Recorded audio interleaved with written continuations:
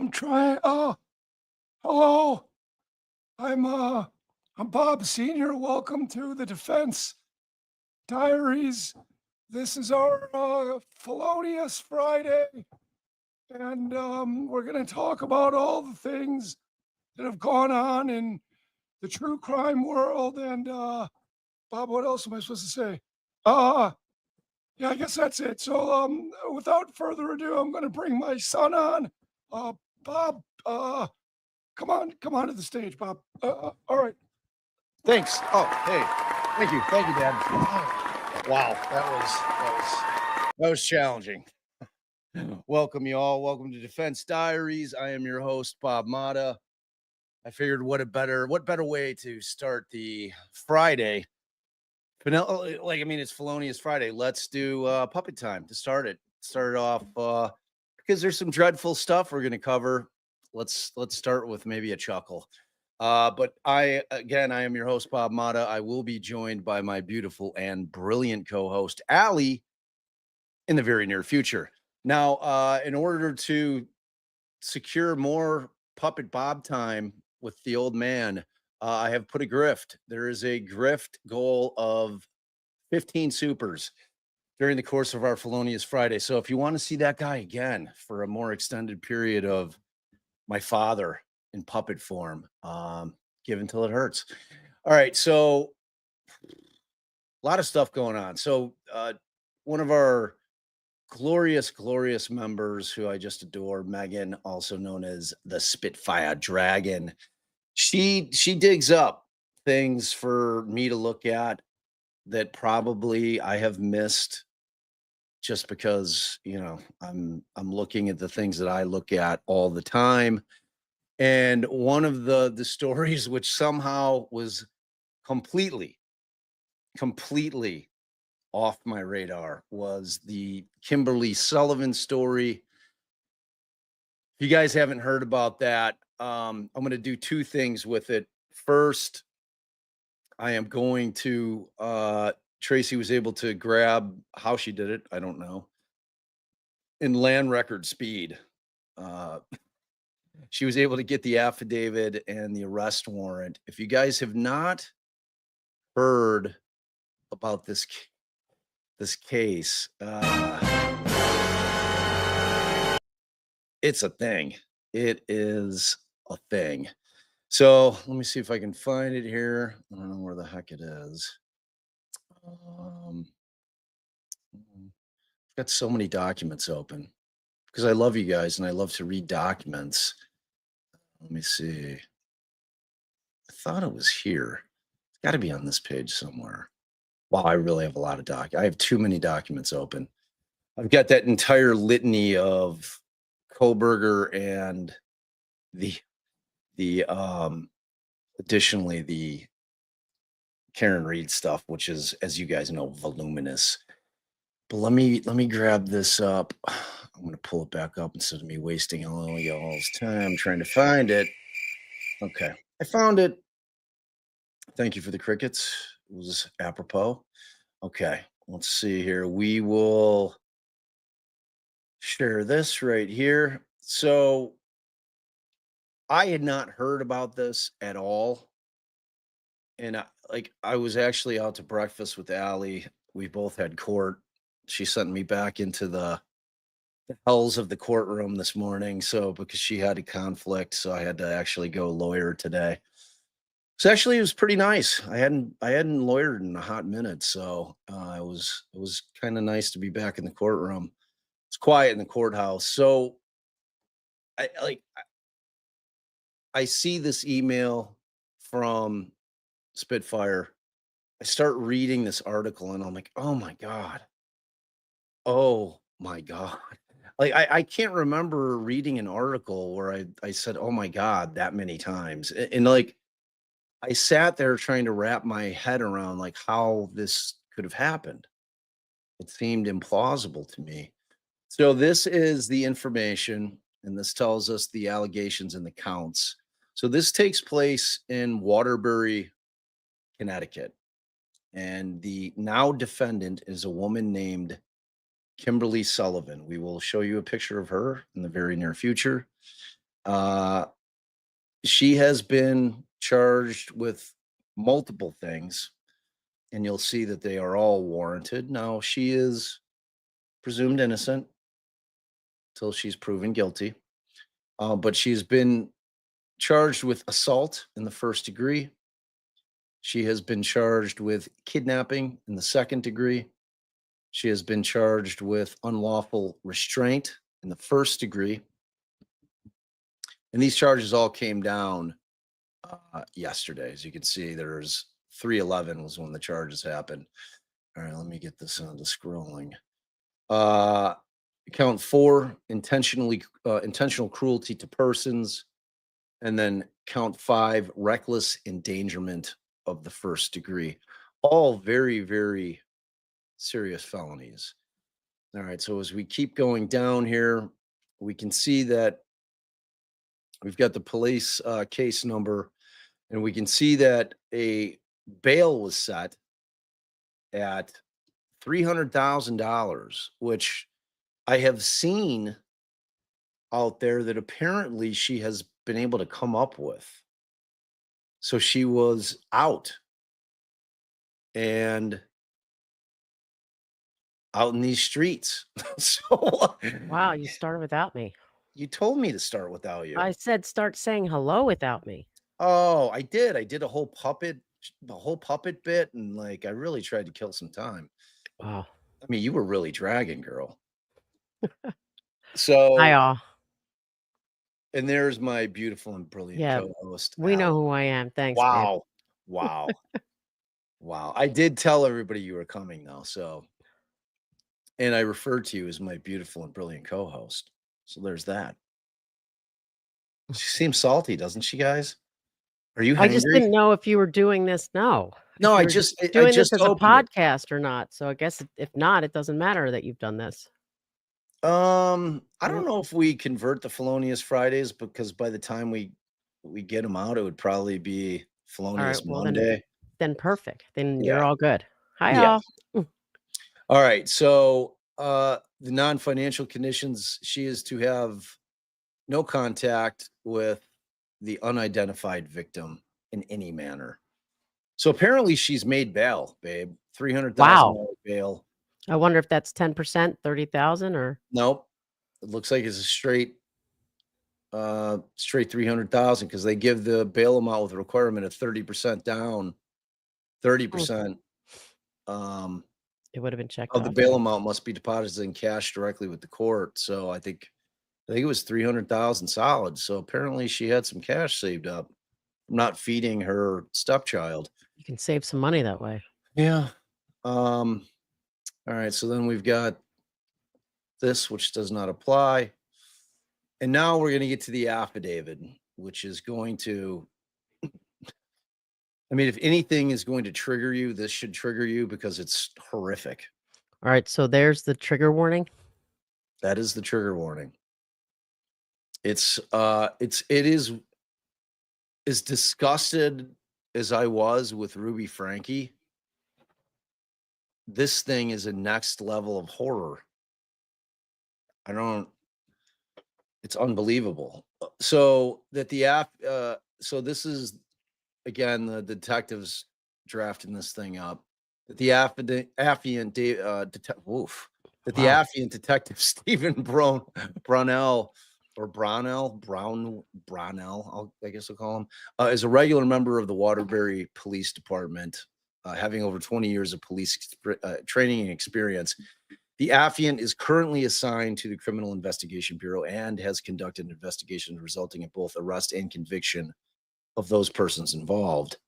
The following facts and circumstances are stated from personal knowledge and observations, as well as information received from other police officers acting in their official capacity and from the official police reports and statements by prudent and credible witnesses. That in the following affidavit, there is a victim of domestic violence whose identity will be omitted. The victim shall be referred to as male victim 1, along with his identity and address, and the location where he is being treated shall be admitted as well. That on 2/17/25 at approximately 20:42 hours, the Waterbury Police Department received a complaint for an active fire at the address, which they obviously had on all the rest of the pages, in Waterbury, Connecticut, filed by Kimberly Sullivan. WPD case number 2517-163. Officers Martinez and Inzatari were dispatched to the scene, as well as the Waterbury Fire Department. Upon arrival, the fire department was already on scene and began working on the active structure fire. It just goes to show you who gets there first. It's always the firefighters. These guys. So that officer, Inzatari, observed that the fire department made entry into the residence and removed a party, later identified as MV1, who was immediately brought to AMR ambulance for medical treatment. Officer Inzatari reported that MV1's stepmother, Kimberly Sullivan, was standing outside and was uninjured. She just ran out, left him in there. Yeah, George Costanza style, knocking the women and children to the floor when the fire broke out in the apartment. Yes. So the fire department worked the fire and were able to extinguish the fire, which appeared to be mostly contained to the second floor. Multiple rooms on the second floor had heavy fire, smoke, and water damage from the incident. Other areas of the house sustained smoke and water damage from the incident. That officer Inzatari checked on MV1 in the ambulance where he was being treated for smoke inhalation. Upon viewing MV1, Officer Inzatari observed that MV1 is extremely emaciated. His hair was matted and unkempt. He was very dirty, and all of his teeth appeared to be rotten. MV1 was conscious and alert, although he was having difficulty speaking due to the smoke inhalation. MV1 reported to Officer Inzatari that he intentionally started the fire in his room on the second floor using a lighter, hand sanitizer, and paper because he wanted his freedom. He stated that he had been locked in that house for his entire life. MV1 stated that he had been held captive at the residence since he was approximately 11 years old. MV1 specifically mentioned that his stepmother, Kimberly Sullivan, keeps him locked inside his bedroom as there is a lock on the outside of his bedroom door. MV1 was transported to St. Mary's Hospital for treatment before being transferred to a facility name omitted as his condition worsened, and he was listed as being in critical condition due to smoke inhalation. My God, he has to almost kill himself to get rescued. This is unbelievable. You know, 22 years. What is most astonishing, I mean, not from like the horror side of this, but just the fact that a child, 11 years old, essentially, no further education, no further mind expansion, figured out how to even do that, how to use the paper and the hand sanitizer with the lighter to. How do you get a lighter? I mean, that's another question, but That Detective Pesci was contacted to respond to the fire scene as he is a police fire investigator for the city. Upon arrival, Detective Pesci, or Pesh, depending on how you want to pronounce it, was updated by on-scene officers of MV1's condition related to the fire and his general appearance. Detective Pesh then introduced himself and spoke briefly with Kimberly Sullivan, who was on scene in a vehicle with a daughter and the Mhm. daughter's boyfriend. What? Oh my God. Sullivan reported to Detective Pesh that she didn't know what happened, and that when she woke up to the smoke and went to MV's room, Sullivan stated that she went to MV's room and saw a large amount of fire in his doorway. Sullivan stated that MV1 was saying something about a TV and that she was screaming at him to get out of the room. Sullivan stated that she guessed he ran through the fire because he did end up outside the room. Detective Pesh asked if MV1 was diagnosed with any mental conditions, and Kimberly stated that he has a lot of problems, but isn't diagnosed with any conditions, as MV1's father was against using doctors. Mm. Sullivan stated that she brought MV1 to a psychiatrist a few times, as MV1 has mentioned hurting himself in the past. Detective Pesh and then asked Sullivan if MV1 was locked inside his room, and she stated that his door is not locked and he has free reign of the house. That while the fire department was still actively on scene dealing with the fire scene, Fire Detective Inspector Sevilla and Detective Pesh did a cursory walkthrough, address omitted in Waterbury, to ascertain the origin and cause of the fire. Sevilla located a burn pattern on the floor of the second bedroom window, consistent with the fire being set to that location, as there were various burnt up papers and burnt debris. This location is consistent with the room that was described to be MV1's room on the second floor. That while fighting the fire, members of the WFD had moved items around the second floor bedroom. WFD uses the term overhaul, and removed the door from the room. Pesh observed that there is a slide lock on the outside of the door frame, which could be used to secure a door closed from outside of the room. Furthermore, the removed door from the room has a latch that appears to match up with the location of the slide lock. That during the early part of his investigation, Detective Pesh reached out to Kimberly Sullivan in an effort to further interview her in relation to the fire in MV1. Mhm. Kimberly refused to meet with Detective Pesh and stated that she has spoken with an attorney and will not be speaking to police. Good on her. Good on her. Yeah, unfortunately. But I wish they would have spoken to the daughter and the boyfriend that were there. I mean, how do you not talk to the other people that are there? Preach. I mean, maybe they do. Maybe Maybe it's they in do. here. Okay. 10, that once MV1 had recovered to a point where he could speak with investigators, 2 interviews were conducted by detectives. The first was on 2/21 of 25 by Pesh, and the second was conducted by Detective Brownell on 3/6 of 25. Both interviews were conducted at the medical facility that MV1 is recovering. Each interview was audio and video recorded utilizing Waterbury Police Department body-worn camera. In the 3 hours that MV1 was interviewed, he provided details of the evolution of his life over the past 20 years that Mhm. amounted to a life of captivity, abuse, and starvation. My God. That MV1 was asked what his earliest memories were of being locked in his bedroom, and stated that his earliest memories started around the age of 3. The family was living on address omitted at the time, and he recalled being hungry, which led him to sneak out of his room at night to get food and fluids to drink. He stated that when the wrappings to the food he ate were eventually discovered, he began being locked in his room. He stated at that time it was only during the evening hours.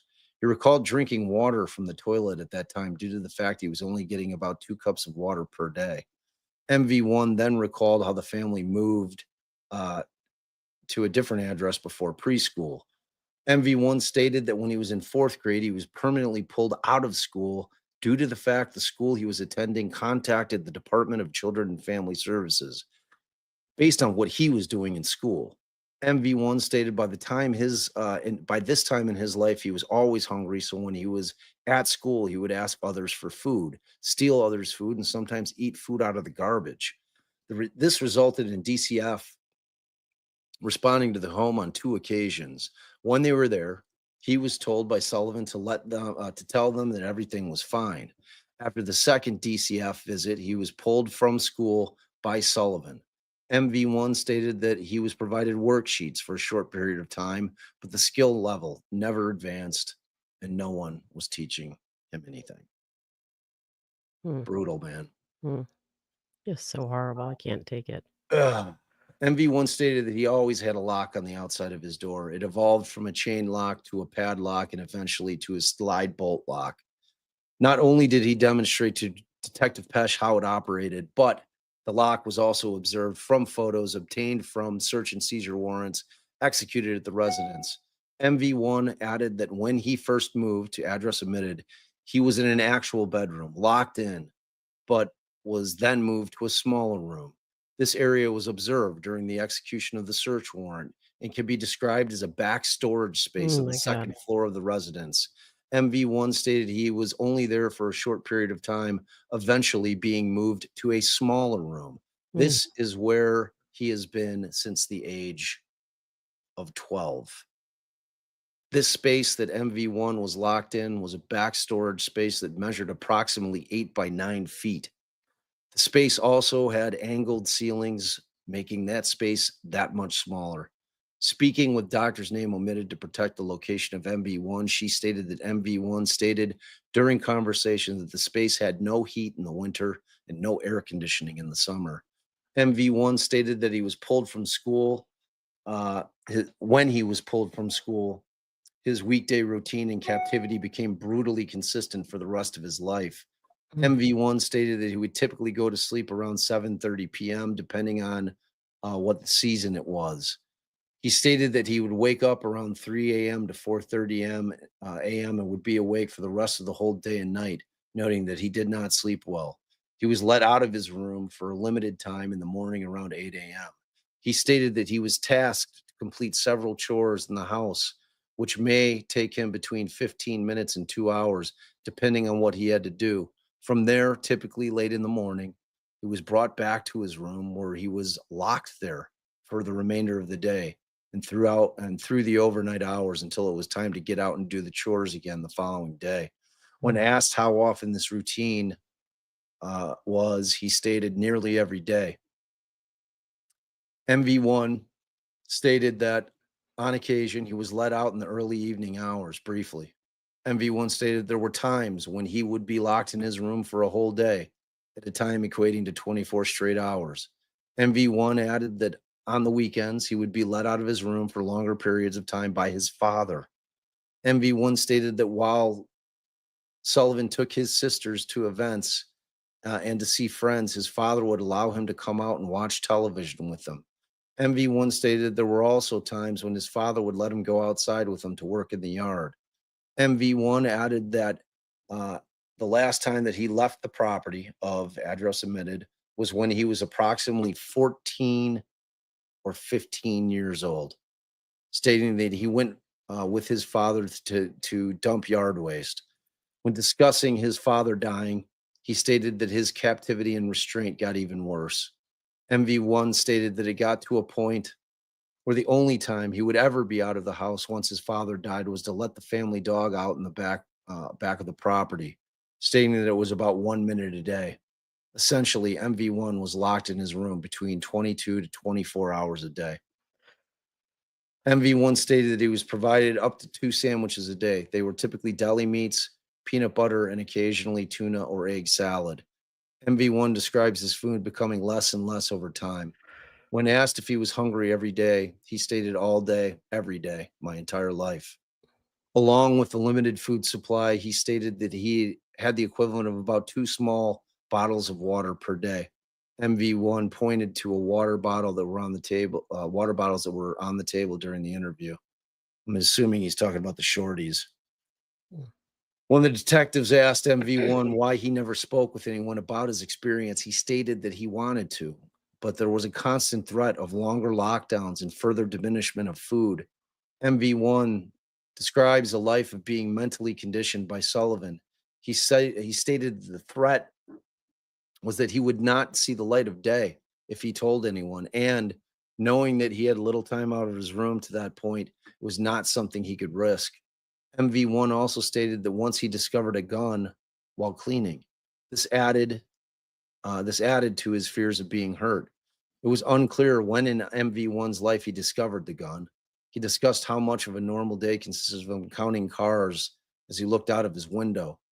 MV1 stated that he thought of breaking the window, later learning that it was a storm window that could not be removed. But MV1 stated that under the pain of death, no one was to see me. This was what Sullivan would say to MV1. MV1 stated throughout the years, Sullivan would constantly lead him to believe that she was going to start to unlock his door and let him out more, but that she needed to see if she could trust him. MV1 stated that the room being unlocked never happened. MV1 described the evolution of his bathroom use. When he was a young child, he was only being locked in the room during the overnight hours.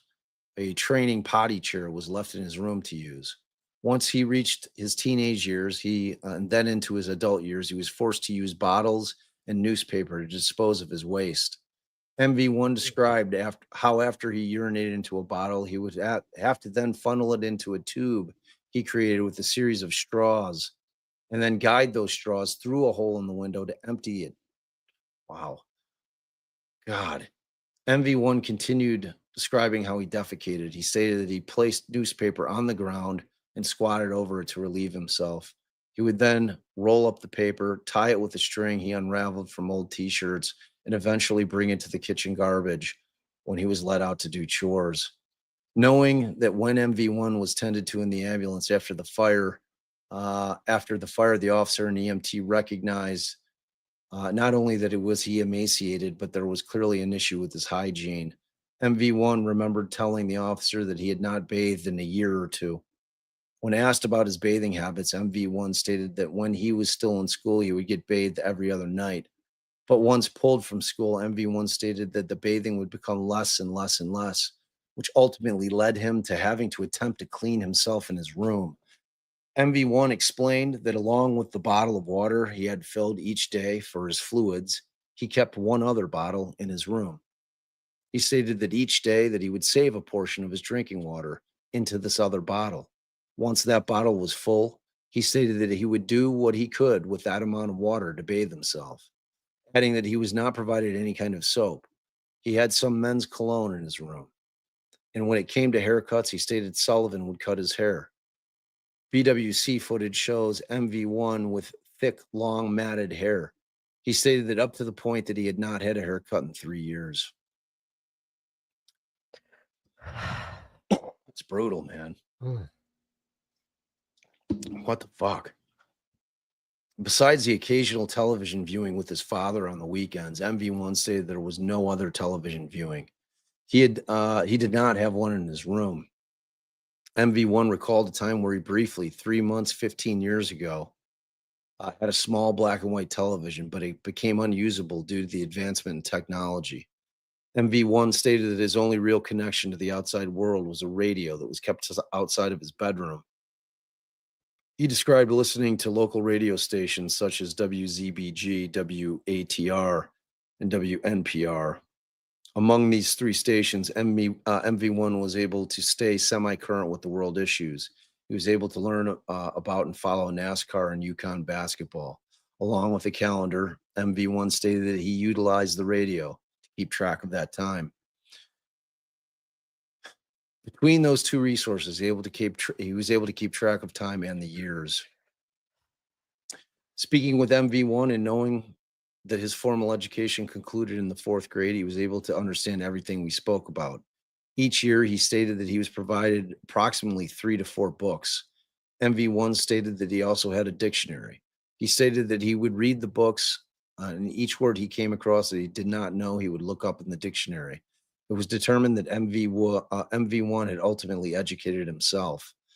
MV1 discussed how he was never allowed to have friends, noting that the only time he was ever allowed to have fun was Halloween. He remembered the last time he was allowed to go trick-or-treating on Halloween was when he was 12, recalling his last costume being a firefighter. He stated that his sisters were allowed to have friends, but the friends were not allowed over to the house, stating that he was their secret, stating that I have been kept a secret my entire life. Regarding other potential visitors to the house, MV1 stated that there was hardly anyone who came to the house, and if someone did come, he was told not to make a sound. Again, the threat of food diminishment and longer lockdowns always being the threat if he did not comply. MV1 added that along with Sullivan and his father knowing of the situation, his two half-sisters and a deceased grandmother knew as well, none of which participated in locking him in the room. They were just aware. When asked about sexual abuse or physical abuse, MV1 stated there was no sexual abuse, and he recalled only one instance when he was abused physically. He stated around 2005, being home alone, he cut out a piece of wood paneling out of the door that he was locked behind. He stated that he was able to sneak out and make his way to the rest of the house, where he found food and ate it. When Sullivan discovered he'd made his way out of his room, she went up to him and slapped him in the face. From that point on, not only was his door locked, but plywood was secured on both sides of the door so he could not get through the door again.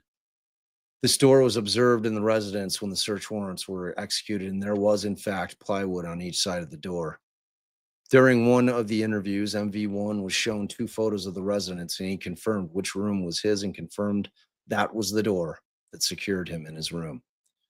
When asked about medical care, MV1 stated that he had not been to a doctor since he was a child.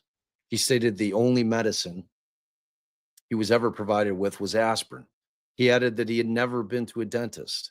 Along with seeing MV1's body being absolutely emaciated, it was clear that MV1 had severe tooth decay and no dental treatment to his mouth.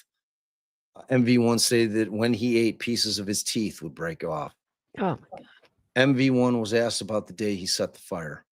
He described it as being a normal day, doing chores in the morning, but this day he was allowed to clean out Sullivan's vehicle. Like every other day, he was given his 2 sandwiches and a snack and sent back to his room, where he was locked until 7 p.m. that night. He stated that he was let out to try and replace a bulb on a small Christmas tree that was on the breakfast bar. When he could not complete the task, he was sent back to the room and locked in. Around 8 p.m., MV1 hears Sullivan's bedroom door close, and he thought, same old, same old. He added that he doesn't remember what time, but did remember making the choice to set the fire, noting that there wasn't a plan to do so earlier in the day. He stated that he also knew that when he set the fire, he would have to let it get to a point where Sullivan would not be able to put it out, and that the fire department would have to come. MV1 stated that he set the fire using hand sanitizer, printer paper, and a flame from a lighter. He stated that he got the lighter about a year earlier after his father had died.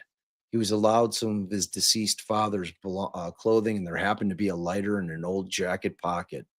When he asked how he knew the hand sanitizer was flammable, he stated, I read.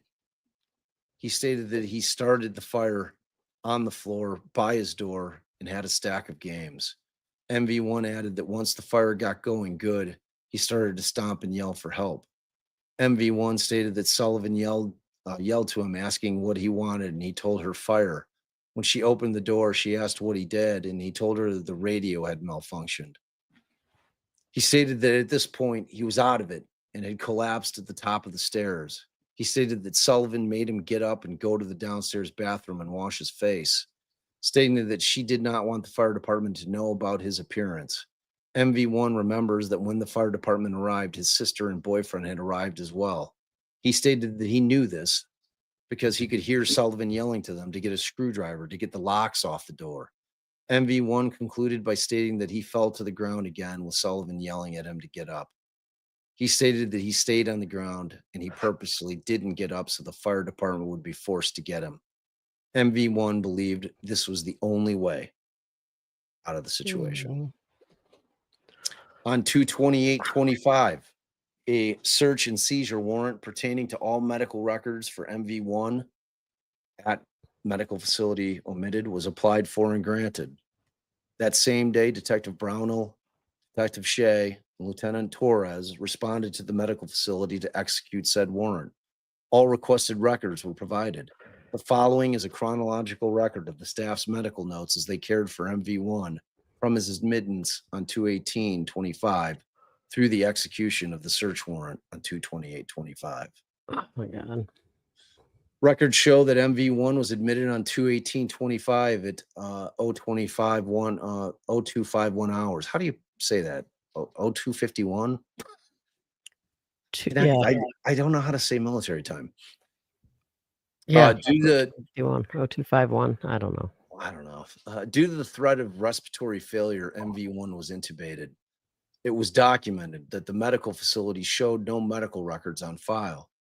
This means that any medical facility that shared the same system as this one showed no history for MV1. An early exam of MV1 described him as kachetic. Am I pronouncing that wrong? Let me know in the chat. Kachetic, and appears younger than his stated age. Kachetic or cachexia is also referred to as wasting syndrome. It has to do with significant unplanned weight loss and deterioration of muscle mass. This condition is seen in individuals who are suffering from chronic diseases such as heart disease and or advanced cancer. MV1 was described as being near starvation. Continuing with earlier reports and observations from medical staff, it is documented on 2/18/25 that MV1 is severely malnourished with a body mass index of 11. Speaking with medical staff for MV1, this is about half of what it should be. It was also explained that anything under 16 is considered starvation and anything under 13 is life-threatening. It is also noted in this report that the refeeding syndrome needs to be avoided. Medical staff at the facility stated that refeeding syndrome is a life-threatening condition brought upon by severe malnutrition, whereby introduction of foods and fluids can have fatal consequences due to the fact that the body cannot process the intake properly. MV1's body is not equipped to handle or break down the nutrients. This can have a domino effect of electrolyte imbalance, which will lead to heart abnormality, which will lead to heart failure. Records show that once extubated, MV1 begins to speak with staff and is immediately providing them with information about his situation, stating that he has been abused at home and not allowed to leave for several years. Staff noted their concern of a hostage situation. As the medical report continues, it notes that MV is extremely thin and weighs 31.2 kilograms, approximately 68.7 pounds. MV is 5'9". Oh my God. MV1 continued to speak with staff about his situation, which was consistent with what he had initially stated to officers. MV1 stated that he set the fire because he states, "I wanted my freedom." He stated that he had been locked in his room since he was 11 years old. It's brutal. Staff notes that at this point, oh man, can you read for a hot minute? Are you there? Do Yeah. you see it? Just for a minute. Staff notes at this point, MV1 is fully oriented, his thoughts are clear, and he is absent of suicidal ideations. As staff continues to speak with MV1, he talks with a constricted effect about what he missed out on over the past 20 years. It is documented that over the past months, his mood was angry. He was always hungry, and he has been tossing and turning in his sleep for the past few years. Here, MV1 opens up about his life, stating he was pulled from school in 4th grade because his parents were tired of DCF being called on the family because he was always hungry. MV1 explained that he was always asking other students for food, taking other students' food, and eating out of the garbage. When asked, he stated he doesn't know basic technology and described spending his days reading and watching cars pass by the window. Note that at the end of Detective Pesci's interview, Detective Pesci attempted to help MV1 work an iPad, and it was clear that he had no concept of how it worked. Scroll down. Yeah. Evaluations of MV1 noted that he had decreased ability to use his arms for pushing and pulling, decreased ability to use his legs for bridging and pushing, and an impaired ability to control his trunk for mobility. His muscle tone was abnormal with decreased flexibility and strength. MV1 had decreased endurance, an activity tolerance, and impaired balance with impaired motor function. He had bilateral knee contractures, a condition where the knee joints become stiff and cannot extend. Severe muscle wasting and severe subcutaneous fat loss is noted in the clavicle and temple. During an assessment for mental health, MV1 tested positive for PTSD and depression. During these assessments, MV1 noted that he was forced to urinate in plastic bottles and he would empty by dumping out his window, and when he defecated, he would do so on his floor using newspaper. When asked, he could not remember the last time he showered. He noted being developmentally delayed and having an adolescent cognitive level. When provided a task to complete, MV1 demonstrated difficulty problem solving, multitasking, and sequencing. He became frequently overwhelmed and needed verbal cues to continue. It is noted that he was unaware how to use a microwave. That during Detective Pesci's interview on 2/21/25, he photographed MV1 in his current condition. See attached appendix for pictures, hereby incorporated into the affidavit for reference, labeled A, B, C, and D. These photos show MV1's condition on 2/21/25, which demonstrate MV1's malnutrition, frailty, and dental health. That on 2/27, MV1's uncle, Kurt Sullivan, 9/11/69, let's hear what this guy has to say, responded to the Waterbury Police Department and provided a sworn statement regarding MV1. Kirk stated that he had not seen MV1 since 2004-2005. He remembered going to the address on Christmas Eve for a few years in a row until the family pushed him and his wife away. He remembered that MV1 was always skinny, meek, and mild-mannered.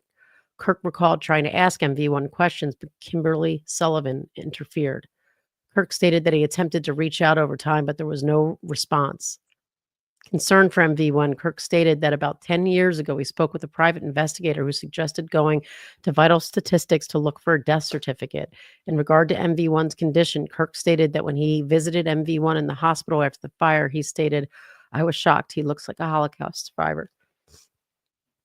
The detectives conducted a warrant in-house database check for MV1, which did not reveal any police interactions within the city since 4/1/2005 and 4/18/2005. Additional law enforcement database inquiries for MV1 did not reveal any results or records for MV1. An NCIC collect check redacted. Up to this point, the investigation detectives have been unable to locate any recent school history past 2005. That the two reports on file from 4/1/05 and 4/18/05 are reports to police regarding the well-being of MV1. The reports noted that DCF had been sent to check on MV1 and that the staff at school had been was contacting different agencies to check on MV1. What in the fucking hell? How does it, you don't go to school, they send notices, they send people. That during the course of the investigation, 2 search and seizure warrants were applied for and granted. During 2/27 and the other 2/28 for the first. Wait, you went too fast. Oh, During the execution of these warrants, the first for arson and the second for the abuse investigation. During the execution of each of these warrants, photos were taken by the Waterbury Police Forensic Division. The room where the fire had been started measured approximately 9 feet by 8 feet with angled ceilings. Photograph of the door to this room and the door jambs were taken. The door jamb appeared. You could see holes from the previous locks were utilized in the past. You could see locks that were currently on it were functional and clearly meant to keep someone in, not someone out of the room. You could also see that there was plywood attached to each side of the door, not only to reinforce, but to prevent any tampering of the outer locks. The door jamb and door were taken as evidence. That based on the facts and circumstances contained herein, the affiant believes probable cause exists, has been established, and respectfully requests the arrest warrant be issued for Kimberly Sullivan, charging her with assault in the first degree, kidnapping in the second degree, unlawful restraint in the first degree, cruelty to persons, reckless endangerment in the first degree, Let it be noted that each charged crime carries the same date range of 7/3/7/1996 through 2/17/25 due to the fact that MV1 stated the abuse began around the age 3 and up to the day he was found, whatever it says, the day he set the fire. They only talked to the uncle? How do they not talk to the Sister, maybe they did, yeah. man, So horrible. just horrible. It's like one of those times you don't want, you want pretrial He's detention 32. He's 32 years old now. to be punitive. Like, I just wish she was denied bail, but that's my human talking, not my I lawyer can't talking. believe she made bail. Clearly Serious? not a risk to anybody else. She's a risk to him. She's a monster. Yeah.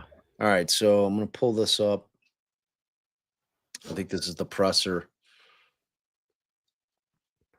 Everyone, thank you for the opportunity to have this conversation with you. As you all know, on February 17th, around 8:40 p.m., Waterbury Police responded to 2 Blake Street on a report of a fire. Officers and fire investigators immediately realized there were some grave concerns about some of the conditions in the house. There were 2 occupants of the house, one being Kimberly Sullivan, the stepmother of the male victim. Officers and fire investigators quickly realized that there was a room in the house that appeared to have locks on it from the exterior portion of the house. They began to speak to the male victim, who disclosed that he was being held captive in the house for an extended period of time, approximately 20 years. The investigation began from that point. We worked closely with the State's Attorney's Office, Maureen Platt, as well as Assistant State's Attorney Don Thurkelson, because frankly, what was being reported was unfathomable to us at that point in time. Through those investigative meetings and through search warrants, we were able to seize physical evidence and conduct interviews and dig up some more information that corroborated the victim's story. This investigation, as the mayor points out, continues, is very open and very active. We were able to obtain arrest warrants for Kimberly Sullivan. She was arrested yesterday. She was arraigned in Waterbury Superior Court. She's currently being held on a $300,000 bond. At this point, I'll open the floor up for any questions. The biological father, we've learned that he recently left the home, and our lawyer is saying that we need to look deeper into his part in all of this. When it comes to the investigation, is he being held accountable at all? The biological father is deceased and died in January of 2024. Prior to his death, he was wheelchair bound from some medical conditions. Okay. Also, it was reported to the school system that this boy at the time, now 32-year-old man, he was starving, he was asking other kids for lunch. I mean, is this a failure on the school system that this matter was not taken more seriously? So we're doing some background investigation. There are 2 incidents that we had within our computer system of dealing with that address and with the family back in 2005. One was a request from DCF to do a welfare check at the location because children that the victim was familiar with hadn't seen him and they were concerned about him. Officers went to the house. The house was clean. It was lived in. They spoke to the victim at that point in time, and there were no cause for any alarm or any conditions that existed that would have led officers to believe anything other than a normal childhood and a normal family existence was occurring. But that was reported back to DCF, and that was the last that we were involved in that particular investigation. We were called back to the house in the latter part of April by the family who wanted to file a harassment complaint against members of the school district, saying that they were continuously reporting them to DCF and felt that they were trying to get the family in trouble and have the family investigated. We have no further information about where that went, other than there was no proof provided by the family that there was any type of harassment that was occurring. You know, as far as the school district's concerned, we are looking at those records now. We're working with DCF to look at records that they may have from previous investigations, and that's part of the ongoing investigation. But Chief, if people were filing complaints, even if it was with DCF continuously, as the family, I guess, alleged, you know, was there more contact from DCF, and do you know anything about how that was done? So the only contact we had was back in April of 2005 when we were notified to conduct that welfare check. And again, we're looking for those records now to determine where that investigation may have gone, but there was no further reported information to the Waterbury Police Department. So when you had an officer go out there that first time, you're saying everything looked normal, it looked like a normal childhood, but the school district, the principal told us that the child looked really small, malnourished, was drinking from a urinal at school, was taking kids' food. So, I mean, with all that information, the officer still concluded that the child was safe at that time? Well, the officer didn't have that information. So this former principal is now disclosing all this information. And I believe in the news clips I've reviewed that he was making calls to DCF and other agencies. Waterbury Police were never notified by this particular principal about those conditions. So this is all information that is coming out now. As DCFS is who should have been I reported. believe he said he called police, but you have no record of that. Well, I believe he's wrong if that's what he said, because there is no record of it. Can you talk about, you said that there was some evidence that corroborates the story of the gentleman. Can you talk any more about what that is, or how do you go about corroborating a story like this that's so extraordinary? Right. So there's some physical evidence that was seized from the house that does corroborate the fact that that room did have exterior locks on it, and a number of different styles of exterior locks, as was explained during an interview with the victim throughout the years. It appeared that the locks increased in security levels as time progressed, and obviously he became older and maybe a little bit stronger. So that's certainly one component, and then there's other components of the fire investigation that are part of the evidence package as well. And I'm sorry if you said this, but were these the only two individuals living in that home? Yes, there were two siblings. They were in and out of the home, but they have since moved out. So say DCF had all this information, the principal's saying, they don't share any of that with police?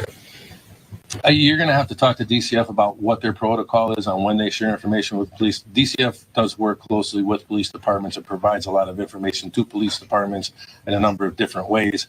I don't know what their protocol is on when they share that information. So that would be something that they would have to respond to. Chief, how's the victim doing now? Obviously, some serious conditions. We've heard about the PTSD and depression. What can you share about how the victim's faring? Right. So obviously he's got a lot of mental health issues that he has to deal with at this point in time. There are a lot of physical conditions that he's working on as well. I mean, here's an adult that was 5'9" and 68 pounds. There's some apparent orthopedic issues. The room was very small. Honestly, when I read about it and talk to the investigators and overlook the interviews, it was worse than the conditions of a jail cell. So there's a lot of physical therapy that he'll have to go through. There's a lot of healing that he'll have to go through mentally. And, I can tell you this, our investigators, and I'll specifically point out Detective Steve Brownell and Detective John Pace, who were the lead investigators in this particular case, but all the investigators, the entire Criminal Investigations Bureau has been very supportive of the victim. They took a collection up and bought him some items to try to make life more comfortable, some clothing and some books and some things to kind of get him along the way as he goes through this process. But, our plan is to continue to support him. He's going to need a lot of support as he travels through this and tries to figure out how to navigate what has occurred and what the future holds for him. Chief, I think a lot of people are wondering, where are his other relatives? Did no one else see this man for 20 years that they were able to, say anything, report anything to police? Was his stepmother the only person in his life? Did he have? You said he had two siblings. where is everyone else? Where are all the relatives? So the backdrop is being formed, and this is again why the investigation continues. It appears that it was a very controlling situation going on regarding the victim's condition, his whereabouts, his connection with other family members, other people in the community, other friends. Information was very guarded on what was released, and when he was able to see other members of the family and other members of the community. And I think that, I know, from information provided in the interviews that there was a level of fear on retaliation on what would occur if information was released or help was provided to the victim by family members.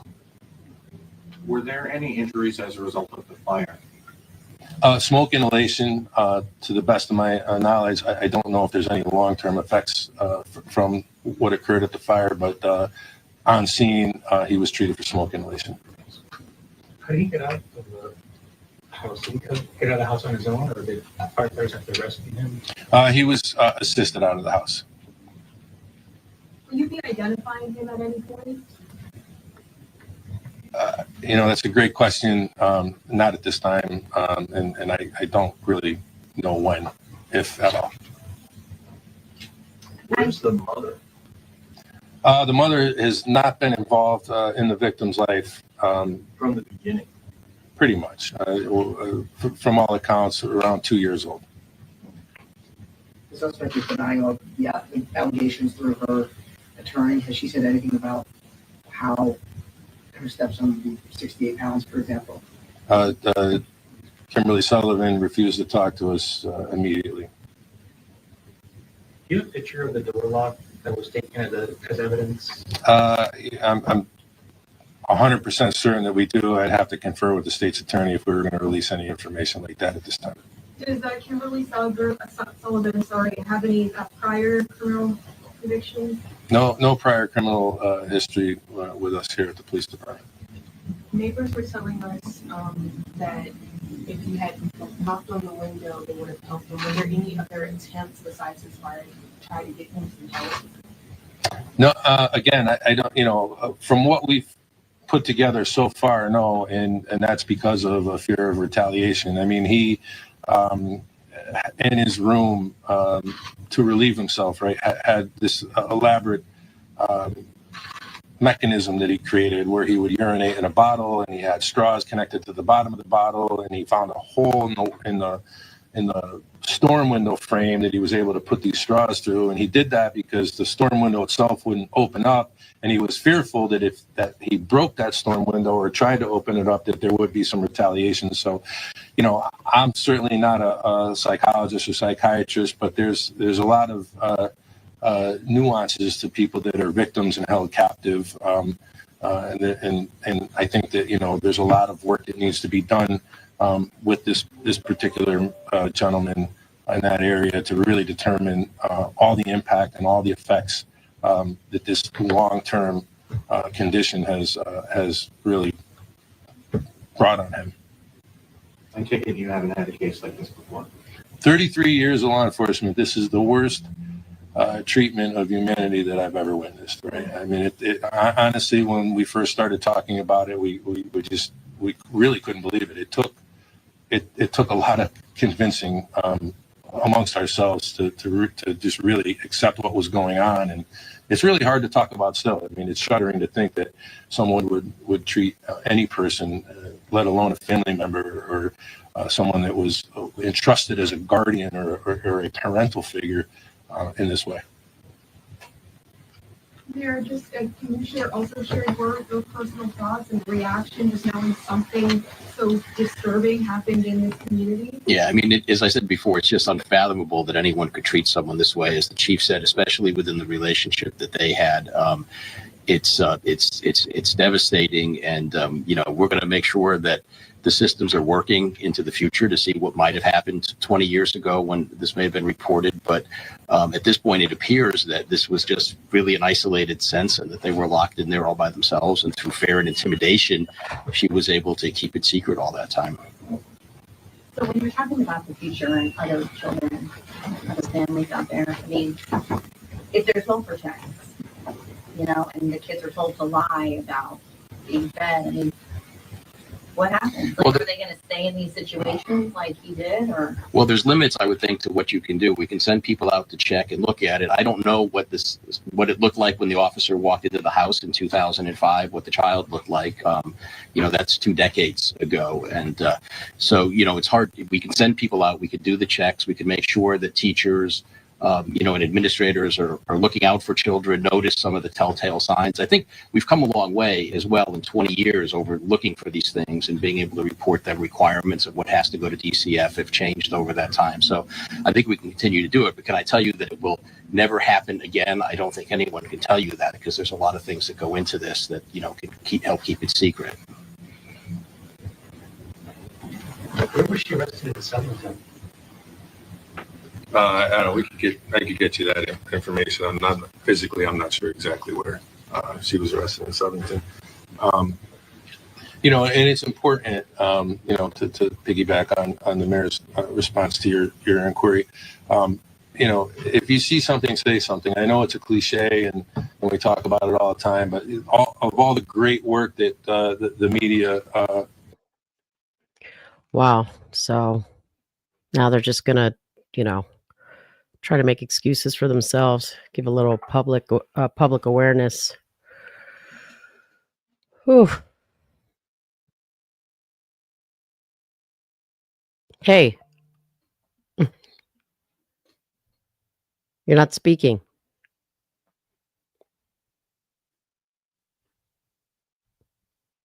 You're mute. I'm going to get you.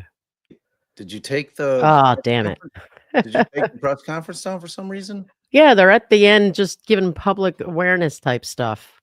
Yeah, but they're asking questions. Maybe they're going to ask questions we want to hear. All right, we'll see if there's anything more. I mean, there's like a few minutes left. It seems like, all right. You're getting an itchy trigger finger there, Chief. We got there, and we know that you know, through history and through our work with servicing agencies, that victims of domestic violence, especially, are oftentimes reluctant to come forward. And you know, we encourage people that are victims of domestic violence to find the fortitude to come forward, and we're here to help. We really are. In this situation, though, it seems like You didn't help. police report that his life became worse because someone reported it, and after that second DCF visit, the mother pulled him from school. Correct. Correct. Correct. But you still would encourage people to. I would. I mean, because you're not going to break the cycle any other way. I mean, you know, unfortunately, in this case, it seems as if an 11-year-old was taken extreme advantage of, and at that time, you know, it's very tragic that occurred, but it will never stop, right? And this gentleman suffered for 2 decades because of that. Don't they have truancy officers? And I mean, like, you can't just. She pull your reported that kid she out was of school. homeschooling. I think nowadays they have different, I don't know how you have to prove that you're actually homeschooling them, but the school was calling saying this kid was removed from school after these incidents and we haven't seen him since. Someone's got to check on him. Wow. Didn't they talk to the kid? Sounds like not after that one Wow. time. It's easy to Monday morning quarterback, but I think it's really important to never lose hope and to continue to report incidents, especially if you're a victim of neglect or a crime. Was he in the room all the time? Because there were some reports that he was in the backyard doing chores. He would be released from the room anywhere from 15 minutes to a couple of hours every day. You know, there were some indication during the interview that although his dad didn't do him too many favors when the stepmother wasn't around, he would stay out of the room a little bit longer. Mm-hmm. A news conference there underway on a very disturbing. Man, That is beyond screwed up. All right. I want to pull this up. So let's hear what the defense attorney that she lawyered up right away. See what this guy has to say. I've read this. How would you defend this gal? I probably wouldn't. I don't think I could do it. Mm. I don't think I could do it.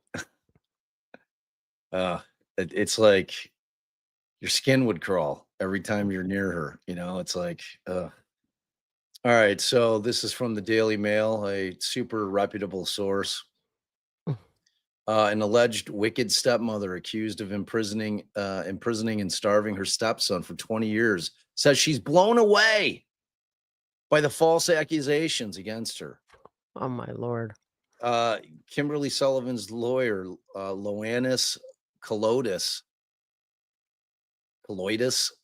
issued a full-throated defense after the 56-year-old woman appeared before court in Waterbury, Connecticut Wednesday on charges of torturing the unnamed 32-year-old man. She completely maintains her innocence from our perspective. These allegations are not true. They are outlandish. She was blown away when she heard these allegations. Caldois. Oh, do we have this? NBC. Look for that. See if you can find Colloidis, NBC Connecticut. We look forward to being able to vindicate her and show that she's done nothing wrong. The lawyer added he was not locked in a room. She did not restrain him in any way. She provided food. She provided shelter. She was blown away by these allegations. It is shocking. And what's more shocking to me, it's how somebody can be falsely accused of such a thing. Oh my God. So, What the problem is this. Look, obviously that's all true. Kid could be making it up, blah, blah, blah. But he's 69 pounds. He's got no weight. He's got no bullshit. I mean, I don't even know how I would have told him, don't say a goddamn thing. Sullivan's alleged victim was rescued last month. I did that in a tweet. I said recused. It's lawyer brain. Last month after setting fire to a house in a successful bid to seek help. He weighed just 68 pounds. Oh, good. The picture's coming up. Sullivan denied assault and kidnapping in her arraignment hearing Wednesday.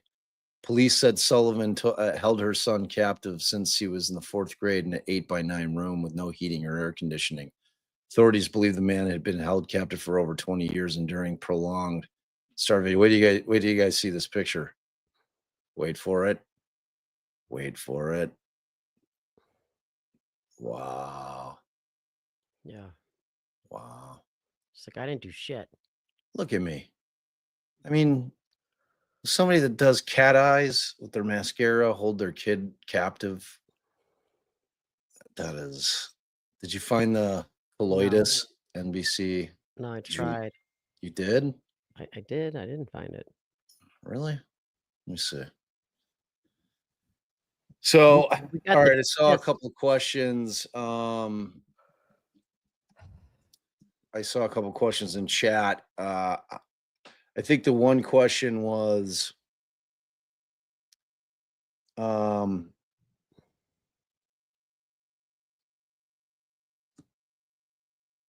me see. This is a very good question. Wouldn't the siblings be accomplices? I was thinking the same thing, but I guess if you're talking about kids who like grew up with this, they're sort of brainwashed themselves. I don't know. I don't know how to what to think about it, but I was thinking about that as the press conference was going on. Can you hear me? Yeah. Oh, I don't know what's going on. Like, I don't know where StreamYard is. Like, I can't find you. Oh, wait. Nope. I mean, I guess I could just keep talking without seeing. All right, I'm going to try this.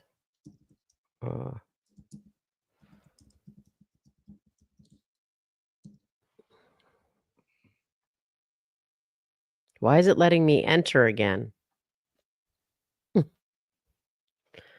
All right, I'm back. Did you find it? Are you echoing?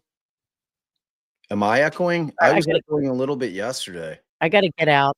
There's something that I did because I'm in here twice. All right. Okay. Let me. Yeah, I'm not seeing anything. I don't know.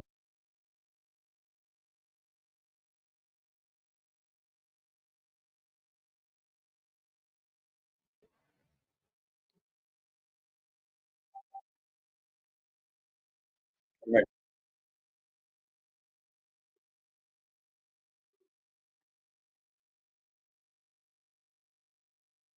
So I think this is the guy. It's Connecticut. Oh, I found it. Okay, here I am. Oh, so this is. I think this is the lawyer. Is this He's a got. promo or is this him No, talking about this? he's got a YouTube page, YouTube channel. Can't hear it. Can't hear it.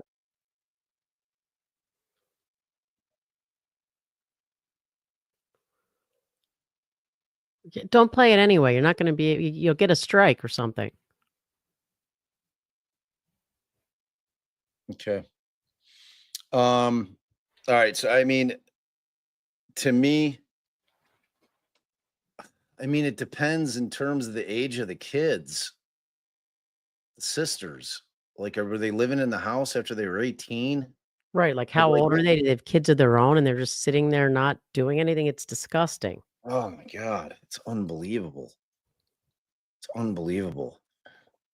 And the see. girl, what about the girlfriend's brother? I mean, the sister's boyfriend. Like, how does that guy not know any better? All right. Strikes from who for Bridge Guy's video? Who can give them a strike? It's nobody owns it.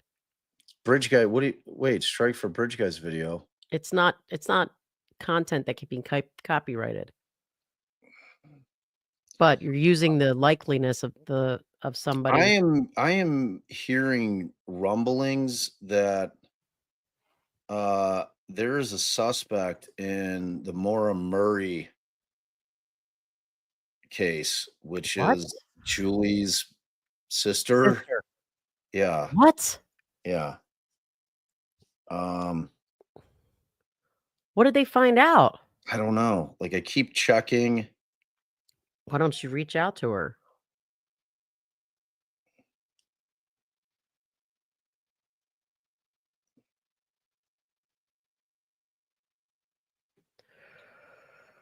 All right, let's see what you guys said about this here. Yeah, check the Oh, Republic. here, yeah. Dance Kinetics fans, did you see they have a suspect? Where would we see this, by the way? I mean, the stepmother. I'm Googling it and I'm not seeing anything. Lana from Truth Transparency was texting me before we came on. She's like,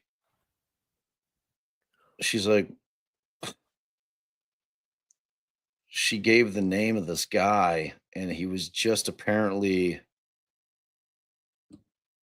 arrested for, it says back in 2020, this guy was arrested for animal cruelty. And Lana was texting me that The hippie chick says R&M has it. But why don't you ask the sister?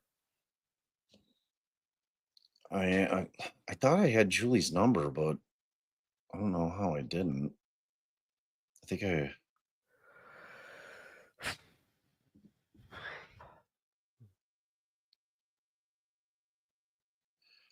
Okay. All right, hold on. That's amazing. She's worked so hard. I know.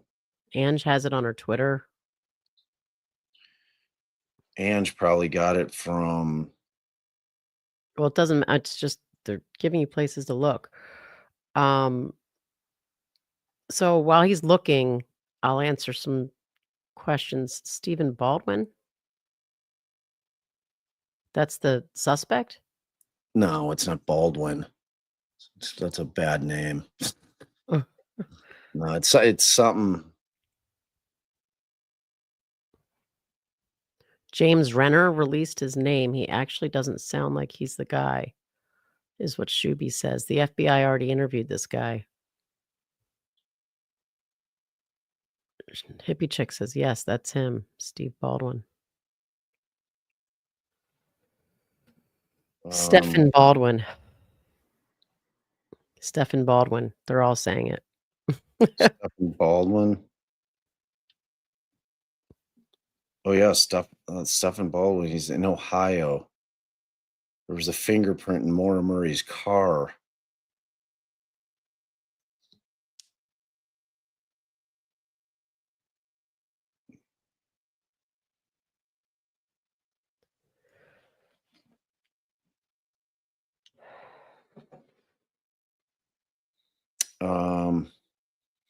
So I saw somebody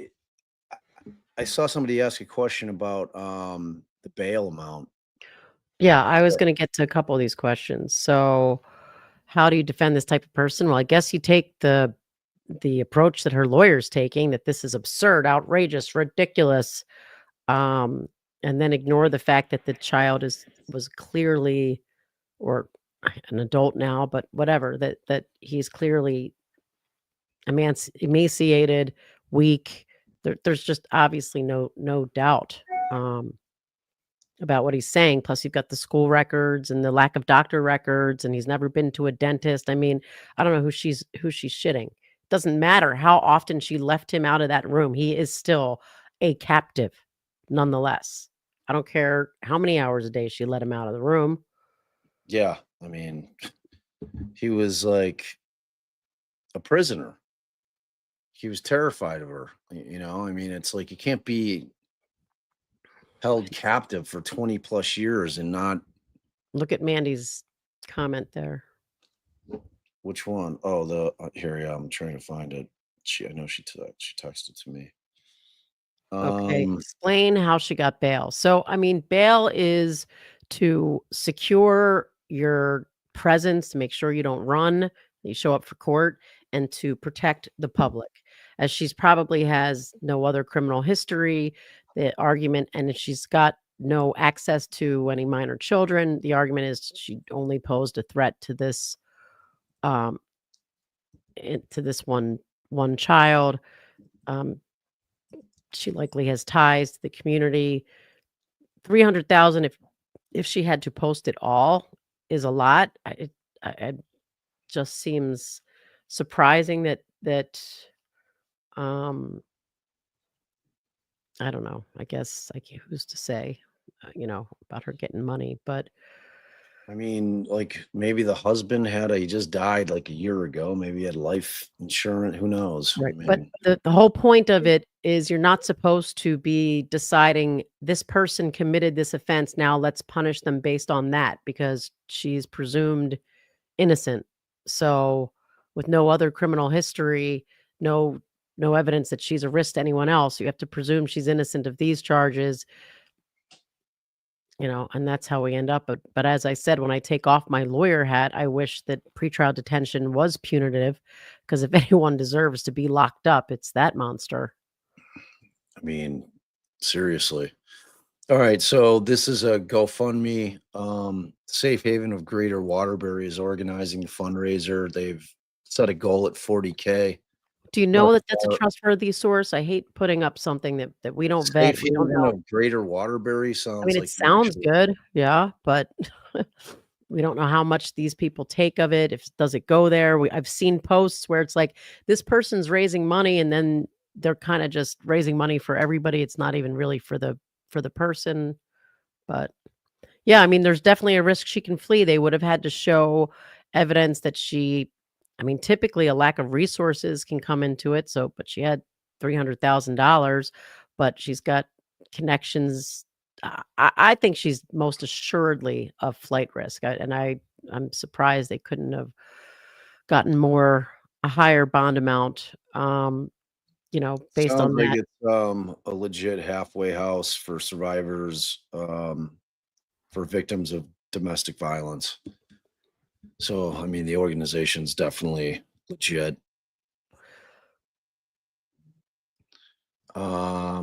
So yeah, they've raised $31,600. That's nice. Yeah. Donation will help. Funds raised goes toward providing the victim with medical and dental care, counseling, and therapy for physical and emotional recovery, housing and daily living expenses as he rebuilds his independence, and support for legal fees, ensuring he can pursue justice for the abuse he suffered. If it's a 5013C, then they might not take anything. Yeah, it's a 501c3. So then that might allow it where the company that they're posting this on, whatever they're running it through, won't take a portion of it, or takes a lesser portion, maybe nothing. I don't know. So there was an update today. We were so overwhelmed by the outpouring of support from the community. We far surpassed what we thought we would. We are so grateful that you have opened your heart to this individual. We keep updating as we go over the next few days. If we can ask you all to continue to share, he most likely has a lengthy journey ahead. So He could use a lot more than 40,000. yeah, A lot more. yeah. I mean, that's so. All right, that's a incredibly jacked up story. Another mysterious, sad story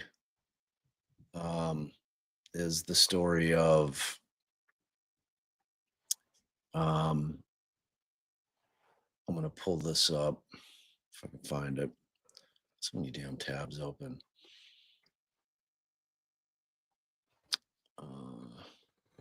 So the second one, I don't know where the hell I put it.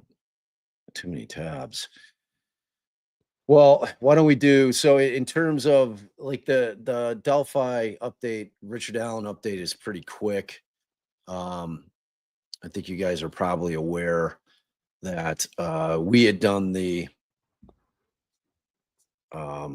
we did the live about Gull has officially ended the case in the lower courts. She has denied both. Wait, when did we do that live? That we told everybody that? I thought that we did it. No, We didn't. we did not. It just All right, happened well- today. Or was that yesterday? It No, happened no, yesterday. no. Yeah, it happened yesterday. So, like, I think I said it on the live. She denied right. the Yeah, she denied the motion relating to the both letters. motions. Well,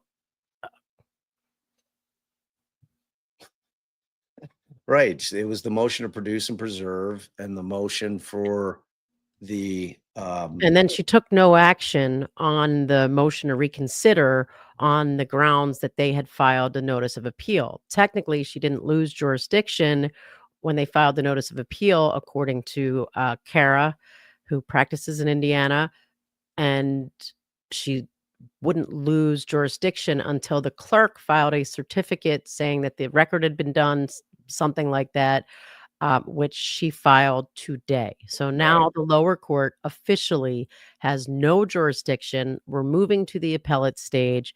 So we will have to think of something else, because we're not going to hear about this for a while.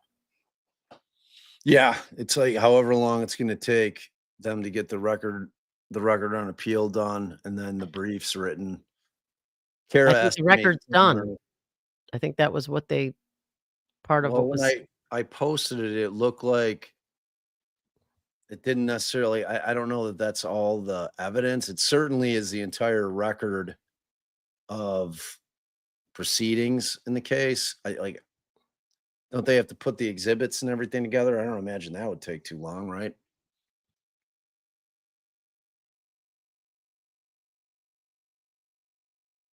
I mean, it seems there's a whole case summary of what they put together. It looks like everything to me. It's 95 pages long. Yeah, but I mean, it's literally the docket. Correct. So I'm saying the record has been produced. It has been assembled and is complete. That's what it says. Oh, It including says exhibits the and stuff? transcripts are not yet completed, though. Okay. So yeah, I mean, I'm sure that the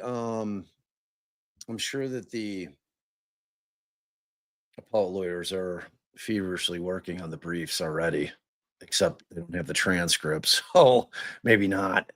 Like what's taking them so long on the transcripts?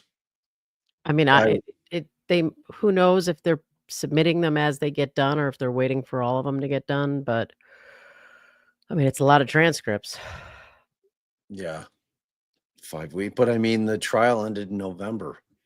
Well, you have all the every single transcript from pre-trial till, you know, Yeah. till the end. Well, I mean, we know some of them have been produced because Have been we prepared already, right? we have some of them, and Teresa has almost everything that's been requested thus far. The defense requested a lot along the way. All right, give us the read update. Okay, and then the read update. Let me see. I think I've got. So yesterday, let me check and see. Well, we'll have to do a separate live if we're going to go over the entire ruling or summarize the ruling of the federal court on the habeas petition.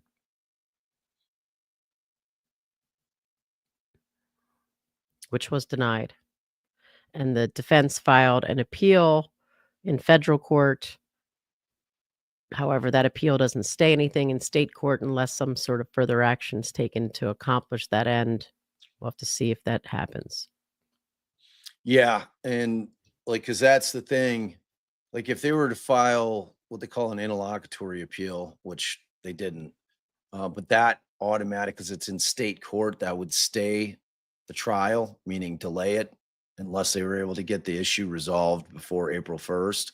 Well, that's different. They did file. It's an interlocutory appeal, but it's a specific appeal after you have the on double jeopardy grounds, and they've lost that already. So now the filing it in federal court doesn't stay the proceedings in state court. Well, no. So they filed so they did that. They filed the interlocutory appeal. It was denied in the state court. And then what they did is they filed a written habeas Right. I just said habeas writ in the federal court. And then that was denied. So I now just said they're that too. going. Yeah, but what I'm telling you is if the interlocutory appeal, they could have, if that would have been, that stayed the action of what was happening in court. The federal, if it's on the federal track, it doesn't, unless they go in, like you said, and they do something in terms of filing a motion saying, hey, it's meritorious. We think we'd win on the claim. And, there's three things that they have to show. So, to me, how are they not going to file whatever they need to file to try to stay the trial? I mean, that's the entire point, is them not being able to move forward on the second-degree murder charge. Correct. I mean, I just don't know that they're. I mean, I haven't read the court's ruling all the way through to know if it seems like a strong argument or if they've got some actual chance at appealing. I mean, at winning an appeal in federal court. Right. I mean, that's that. Like, I don't even know how you argue that. How do you argue that? Like, who are you arguing that to? If you're trying to get the stay, do you argue it? Because you To the got to federal prove court. that there's a likelihood of success on the merits of the habeas appeal, that there would be irreparable harm if the trial proceeds, which there would be. Yes, that for sure is satisfied by the fact that she would be tried again for an offense that they're claiming double jeopardy attaches. So there would be irreparable harm. And that the granting the stay would not unduly harm the state's interest, which I don't think it would. Not given the amount of time that's passed so far. Yeah. And so, I mean, trials proceeding is planned. I mean, but doesn't it, if they start the trial, the appeal is moot. Yes. Yes, that's So- why if they really think they've got a strong case, they might be asking for that stay. It might be coming. Yeah. So is that everything? So that on those two cases, I know there's another thing that Megan had sent that I want to get into. It's about that young lady who went missing for the University of Pittsburgh student that went missing in Punta Cana, Dominican. Yeah, so there's a student from Pittsburgh who was in the Dominican, and she is now missing. So the story as we know it so far is that she and a guy went to the beach. They were drinking on the beach. Was it 4 in the morning or 2 in It the was, morning? yeah, it was pretty early. And he claims that they either were in the water and got taken down by the waves or somehow got taken down by the waves. He got out of the water, lost consciousness, and when he woke up, she wasn't there and he left and he assumed All right, she had so gone. I had this pulled up, so I just couldn't find it. Okay. So it's relatively short so that Allison's not cutting it off in the middle of it. It's only 2 minutes, babe. Do I have clearance to play a 2-minute clip? You do. Thank you. I was giving him some background. A Pitt student who went missing in the Dominican Republic. Sudiksha Konanki disappeared on Thursday. She was vacationing on a resort beach in Punta Cana. Konanki is originally from Virginia. Thank you for joining us tonight at 11. I'm Erica Stanish. And tonight, Chilacase Adele talked with a student who was also on spring break in Punta Cana. It's the story permeating through Pitt as students return from spring break. It's circulating through Instagram, Facebook, Twitter. This student's talking about Sudiksha Konanki.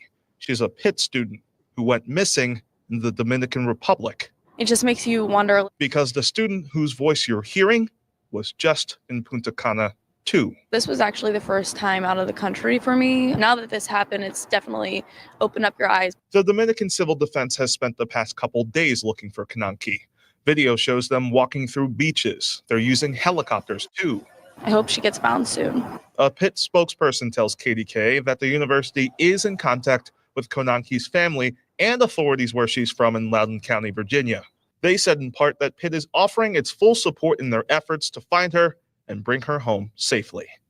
I think people were concerned because who would think it would be a girl from Pitt? The student we spoke with spent days without consistent internet down there. As soon as we landed in Fort Lauderdale was whenever we saw everybody posting that a girl had gone missing. And after returning, she and others here have a lot of questions. How? Where? When? But among those questions tonight, there's disbelief. Somebody else's friend is missing, and it's scary. I can only imagine how they're feeling right now. The U.S. State Department has had the Dominican Republic under a level 2 travel advisory since June of last year. That means people traveling to PR should exercise increased caution. From Oakland, I'm Chilacase Adele. So do you not have one that actually talks about what happened? Because that report makes it sound like there's just a woman like missing. She's kidnapped. She's, like they have no idea what happened to her, but we know what happened to her. I mean, if the reports that we read yesterday are accurate, it's the story that I just told.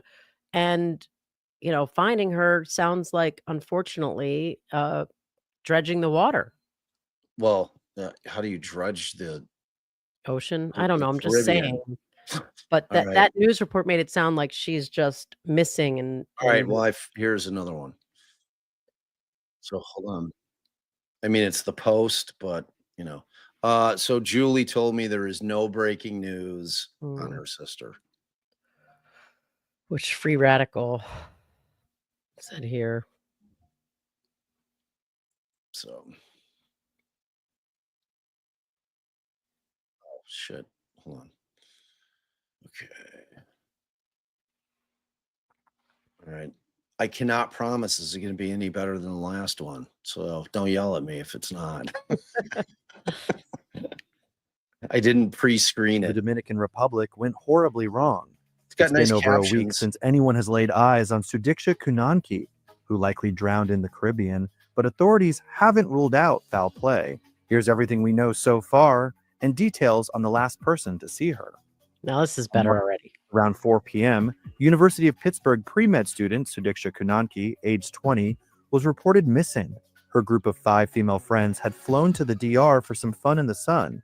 They stayed at the 5-star Ryu Hotel and Resort in Punta Cana, where they became friendly with some guys. 12 hours before she was reported missing, surveillance video shows Konanki arm in arm with a man and 2 women behind them as they strolled to the beach in the wee hours. At around 4:30 in the morning, showing 20-year-old Sudiksha Konanki with friends and a young man. Now, authorities say that after a walk to the resort's beach early that morning, the friends later returned Konanki and the young man staying behind. Sudiksha stayed behind with Joshua Riibe, age 22, a senior at Minnesota's St. Cloud State University.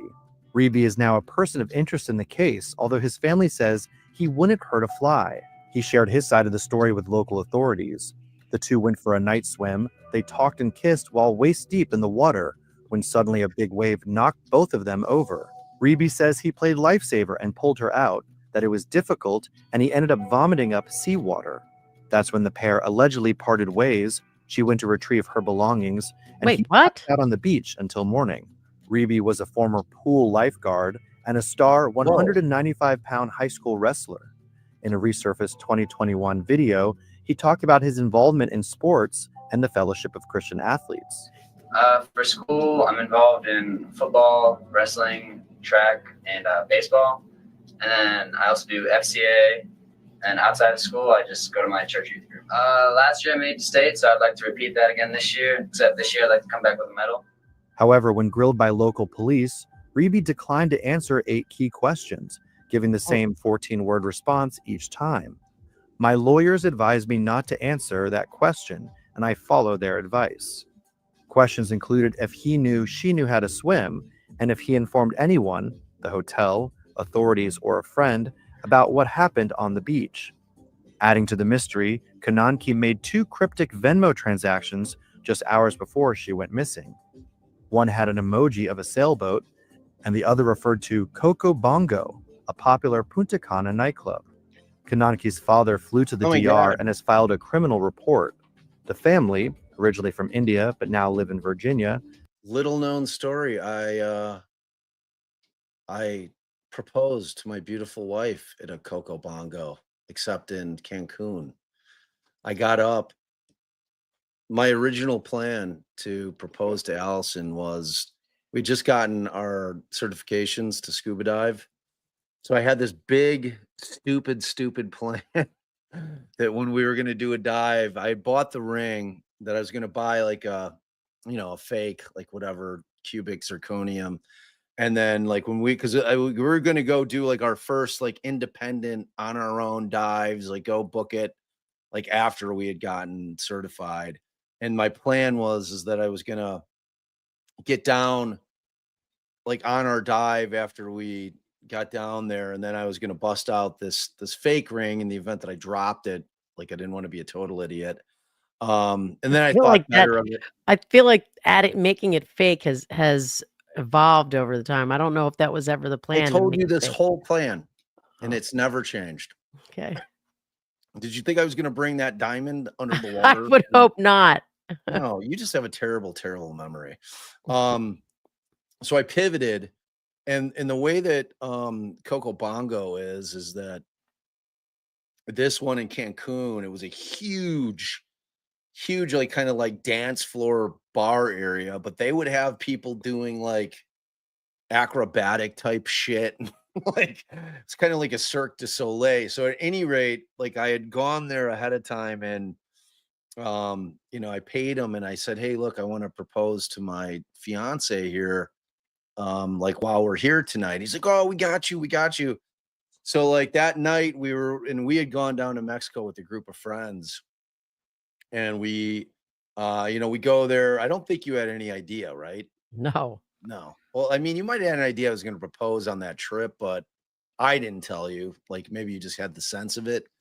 Well, I knew that you had bought a ring because we had a joint bank account at that point, and a large transaction prompted them to call me. So I knew that you made a very large transaction, and then that. Yeah, and then that screwed me because I told them not to do that. Like, so at any rate, I got down to, we get to the bar, and we probably drank for like 2 hours, and we were partying. And then all of a sudden, like I go talk to the guy that I was supposed to talk to. He's like, all right, come on. So like they bring me over to the side, and then I walk up like these like ladders, and then they walk me out to the end, and they quiet the entire crowd, and there had to have been, I don't know Didn't how they many. call me up there too? Yeah, no, you like, I don't know where you were. Were you I standing felt at the end of that I diving board? I felt like I was up there. Hey, well, that would make more sense than you sitting down there. Right. 'Cause then so if you're up there, I can't remember that part of it, but it was like this diving board, literally this skinny, like, diving board platform that's like over the entire crowd. There had to have been 300, 400 people. It was It was packed. a huge place, It yeah. was huge. And so they give me like a microphone. So like I get on my knee and I'm like, "Oh, I love you so much. I want to spend the rest of my life with you. Will you?" So it was crazy. And then of course Allison said no, and everyone was Right. crying. And then And I everyone, never saw him again. yeah, and then that was the end of it. And then we ran into each other 20 years later. No, just kidding. So, naturally, she said yes. So that was the beginning of our the official engagement. All right, so let's keep going with this. I wish they would have told us how much the transactions were, For what? the Venmos. Like normal amounts or Oh, in this case here, yeah.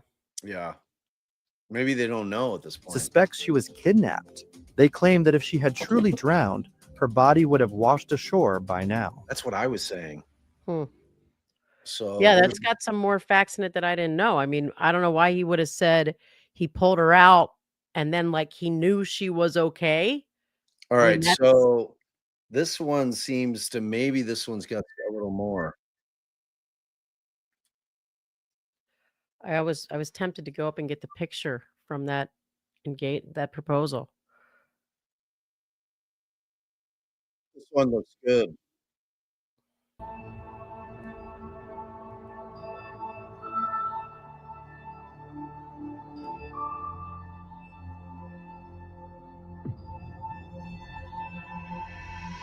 A desperate search is underway for 20-year-old Sudiksha Konanki, a University of Pittsburgh student who went missing on March 6th while on spring break in the Dominican Republic. Authorities are now piecing together the final hours before her disappearance, with new details emerging about her last known transactions.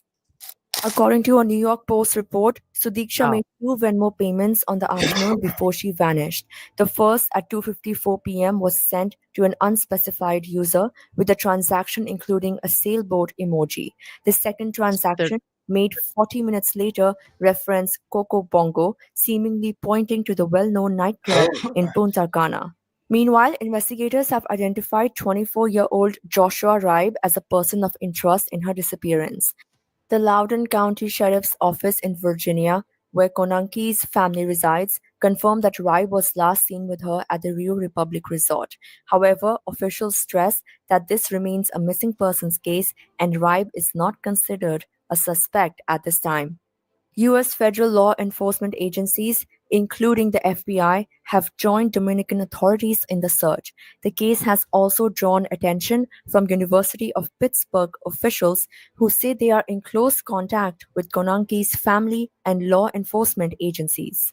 Dominican President Luis Abinader addressed the case on Monday, revealing that the last person seen with Konanki claimed a wave crashed into them while they were on the beach. However, Civil Defense Director Juan Salas stated that no clothing or personal belongings have been found, raising further questions about what really happened that night. Konanki's father has urged local authorities to broaden the investigation as the search intensifies. With each passing day, concern grows for the missing student, and investigators are racing against time to uncover the truth behind her disappearance. Adding to the mystery, the Hotel Rio Republica, where she was staying, reportedly experienced a 25-hour power outage before her disappearance. However, hotel officials claim power was fully restored before she was last seen. The resort's security cameras were operational and recorded her leaving the bar with friends. Stay tuned for more details. So that was a question that I had. Now, I had said, where were her shoes? Because typically you get on the beach, you take off your shoes and you would have left them. If now that I'm hearing that he said they went into the water, those would have been left. So that was a number one thing for me. Are there shoes somewhere? Because that tells you whether she ever left or someone hid them, one or the other. So, I mean, there is some suspicion around it. Maybe it's not just that they they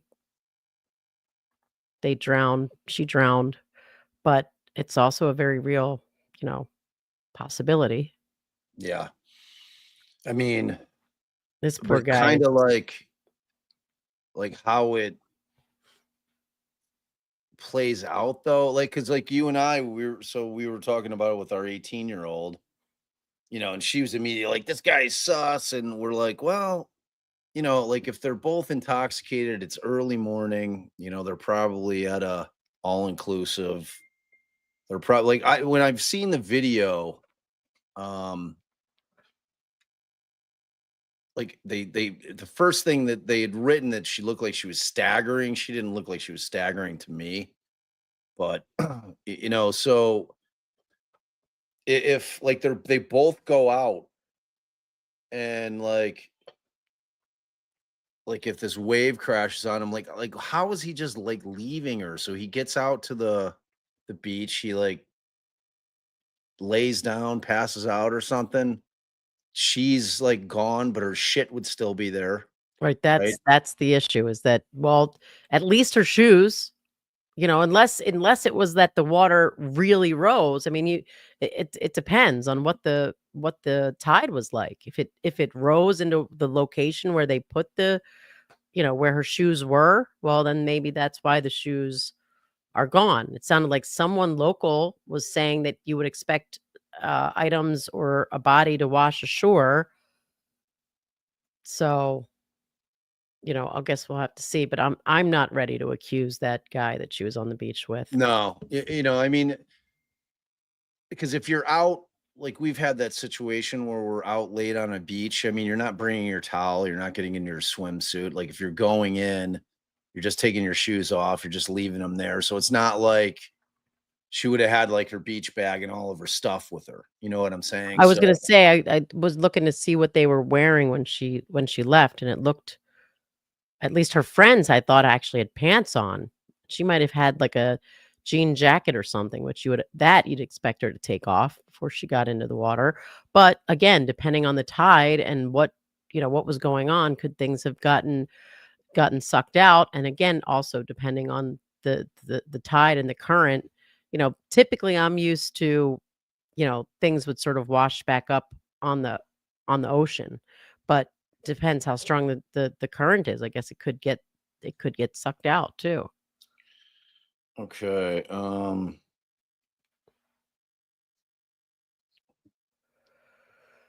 Look at that. New member, Eileen Salverson. What'd she get, babe? No, I think it's Lene Salverson. Lene. She gets a family hug, and Lene's a long timer. Well, she also gifted a membership. So Thank thanks you. for your double generosity there. Yes, definitely.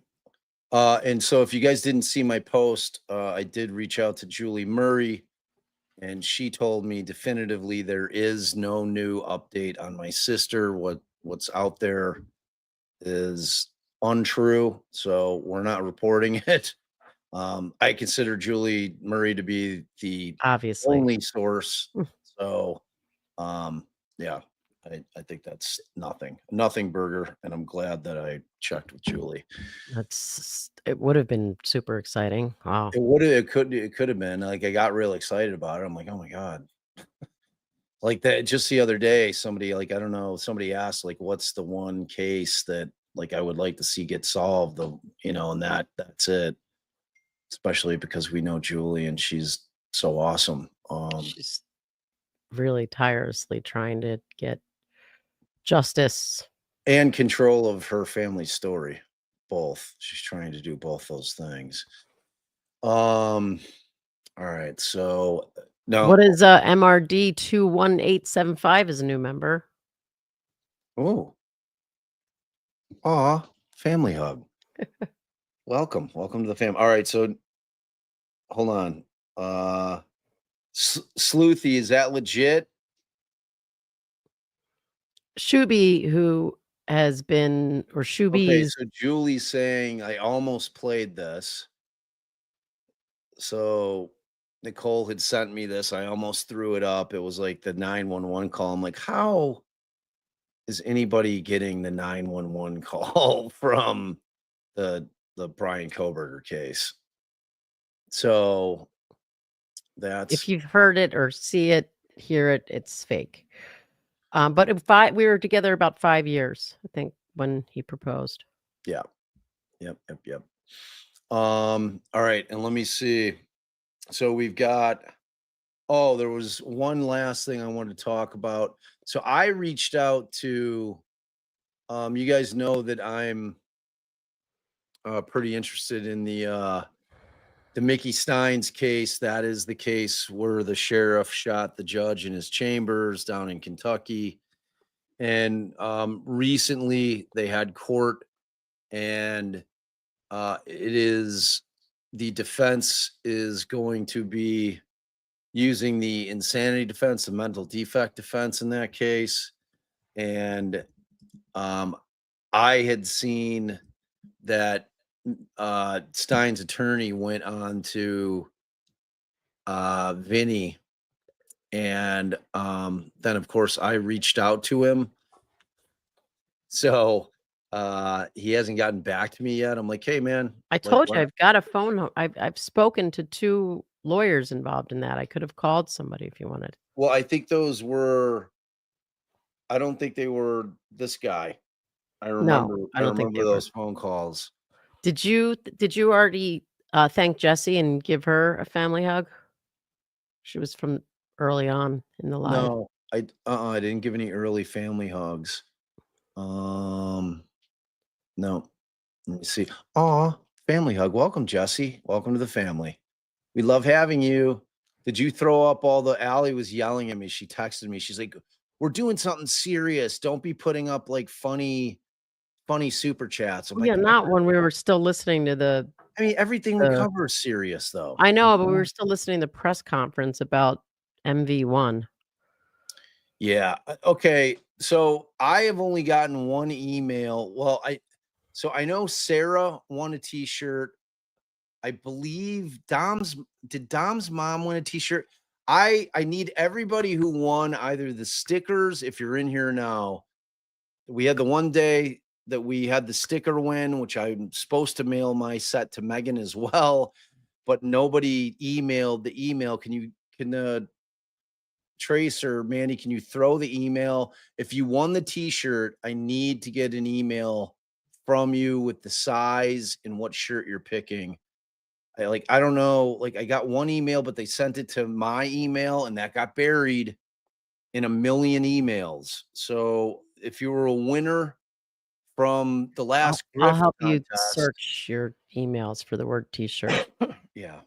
All right. But I know that I'm missing one because I know Sarah won one, and I want to say that Dom's mom won one. Also, the other thing you can email, other than a true crime pod at Gmail, is insider at Gmail at defensediaries.com. Sorry, Right. insider at defensediaries.com. Okay. But it's probably better to go to a true crime pod if Trace and Mandy are helping monitor that. I don't even know where that goes. It goes to the girls, and they do help monitor it. They try to weed out all the bullshit. Oh, that's super helpful. So thanks, guys. That is. So yeah, I put in t-shirt and I didn't see it. So please, I want to right. get those shirts ordered and sent out. All right, so yeah, the Steins thing, we now know that he is going to be employing the insanity defense, which makes it even more interesting to me. Because I find those to be pretty fascinating.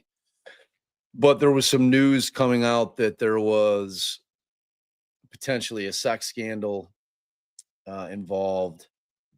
You sent me, so you want to end it on a light note? Okay, let me see. Did you email it to me, No. Mandy? Yeah, it's a story about a South Carolina man was killed by a shotgun booby trap allegedly set up by his family members. That is a terrible idea. Jordan Drove, 34, was gravely wounded after he was struck by a shotgun blast after arriving at his incarcerated uncle's vacant home in St. Matthews, South Carolina, according to the sheriff's department. He was transported to a nearby hospital, but eventually succumbed to his injuries.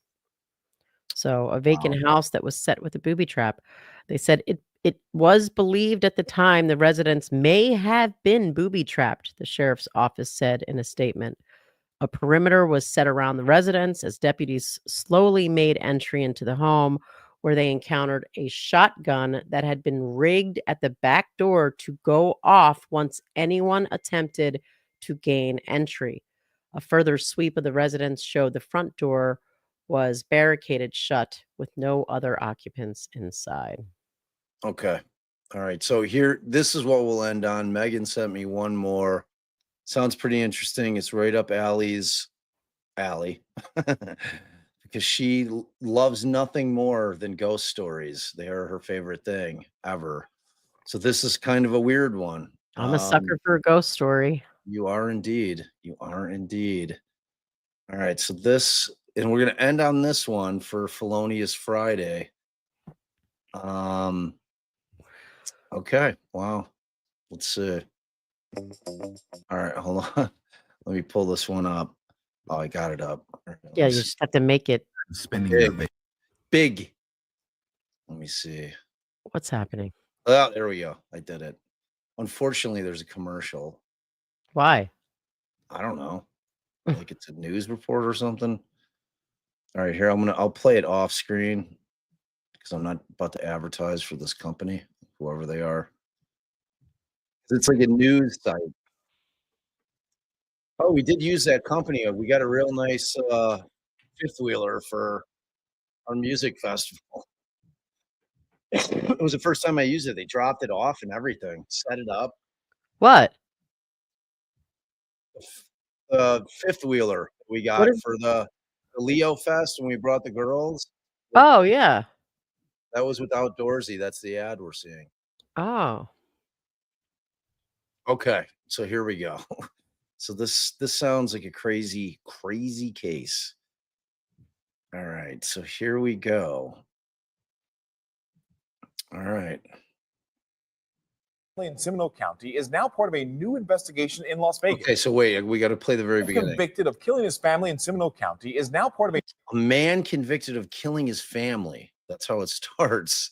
A new investigation in Las Vegas. Yes, Grant Amato is serving life in prison for killing his parents and his older brother at a Toyota home in 2019. Wow. Amato and the wife of a reality TV star are now accused of plotting to hire a hitman. West Street's tonight, Gabor Gattagas walks us through this new investigation.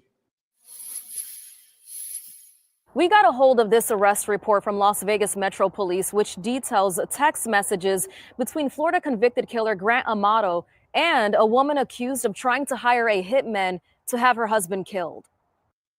I would sentence you to life imprisonment without any possibility of parole. The last time we saw Grant Amato was during his 2019 murder trial, where a jury convicted him of killing his parents and older brother in Seminole County. Today, he's accused of contacting a hitman from prison so he can be with the wife of a reality TV star. WESH 2 obtained an arrest report in Las Vegas where Victoria Goodwin is in jail, charged with solicitation and conspiracy to commit murder. Police say she and Amato were in love and planned to have her husband, Ghost Adventure star Aaron Goodwin, killed. They say she planned to pay more than $11,000.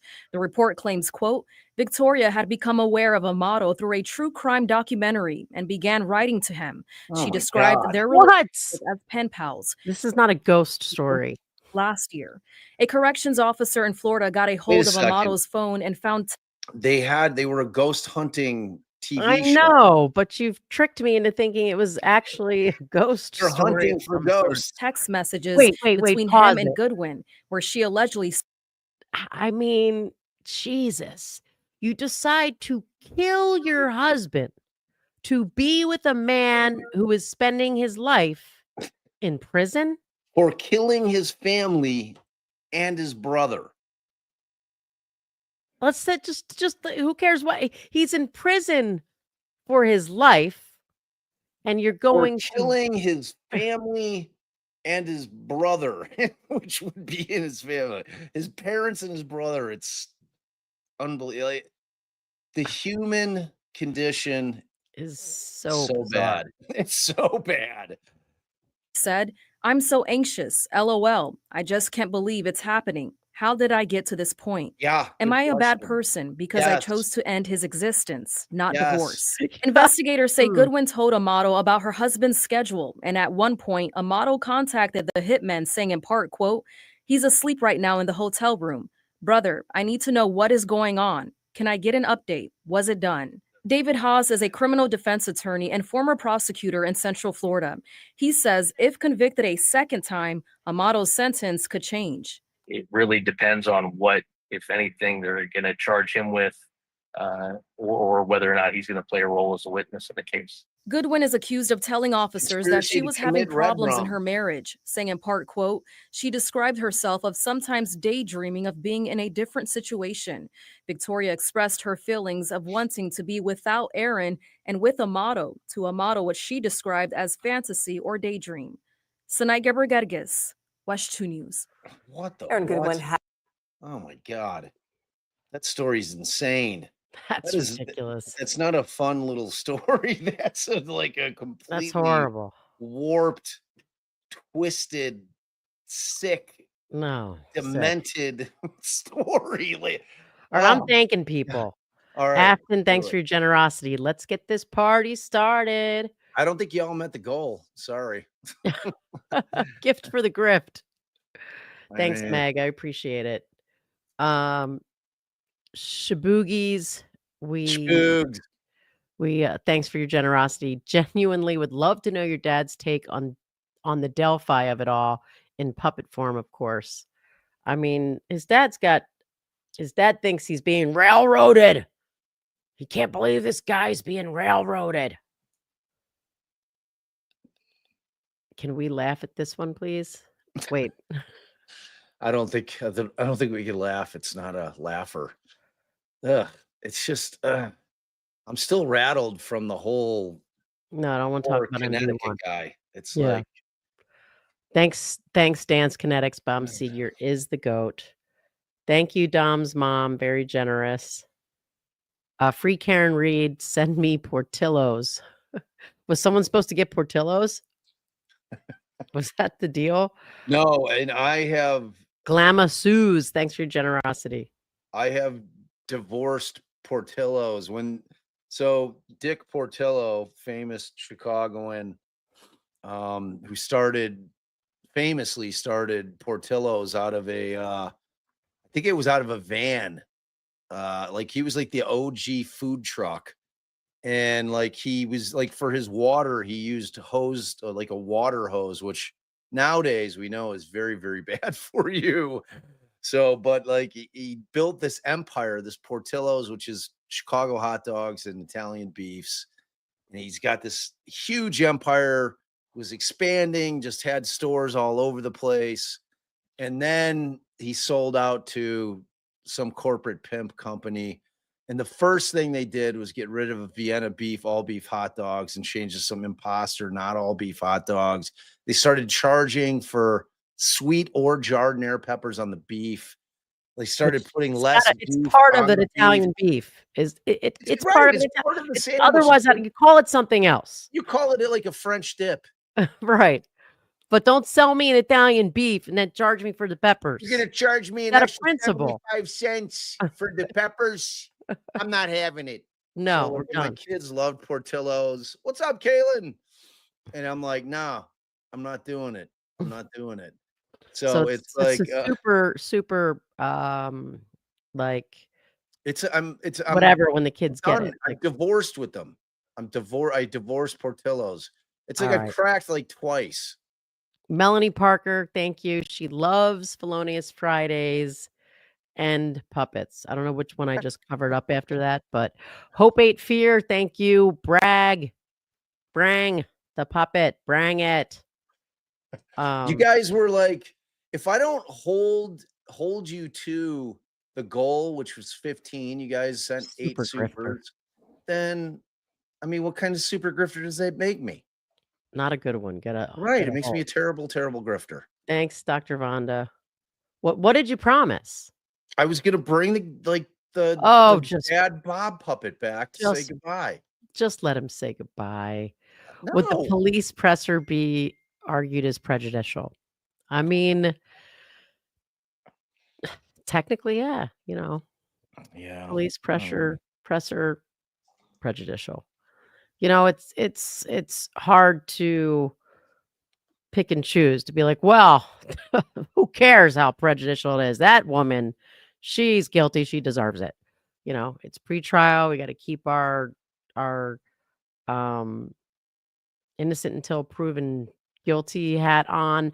But I say, like, look at the kid or the adult at this point. Like, there's no doubting. Before you do it, let's just make sure there's no one else to thank.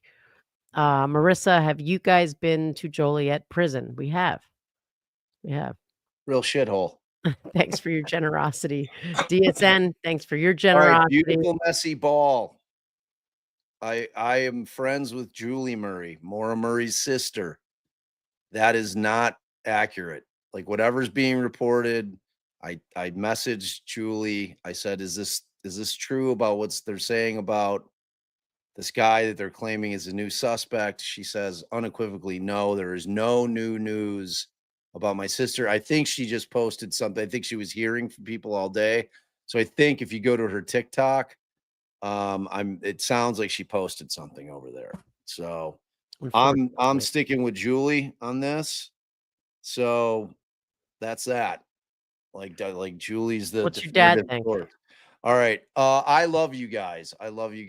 But I've got a special guest who wants to certainly say goodbye to you as well. Hold on. I've got to move into position. I've got to move out of the way. All right, hold on. This is really hard. It's hard to be a puppeteer. Oh wait. I have to move the mic over here to keep the We still see you. Wait, what? Hold on. Hello, hi everybody. I'm Bob Senior, and I just want to say that my son loves you all. Allison, I love you so much. You're so much nicer than my son to me. I just can't thank you for all that you do for me. I really, really love you. But you guys, you've helped him build an amazing community, and I know that you're really just here for Allison, which makes you very, very smart, because she is the bee's knees. But we love you here. I love you, even though I'm just a puppet. I have great, great love for all of you. And I just want you to remember, without you guys, Bob's just Bob's really, really old dad. And he's just a guy that's talking about a lot of cases. Boop. Love you guys. See ya.